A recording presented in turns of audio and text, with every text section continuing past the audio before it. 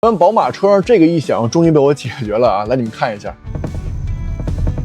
就是安在卡扣跟 B 柱碰撞摩擦导致那个滑轮跟异响问题。平时车一开起来啊，这个异响很烦人，关键是主驾驶够不到，时间久了不仅有异响，还有滑痕产生。想解决也很简单，就是你需要这样一个安带保护套，材质是翻毛皮的，所以质感不错。然后背面这里面是有无痕胶，这里面啊也有无痕胶。安的时候只需要把这个卡扣往里面一插，这儿插进来。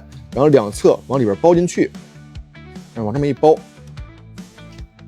就包进来了。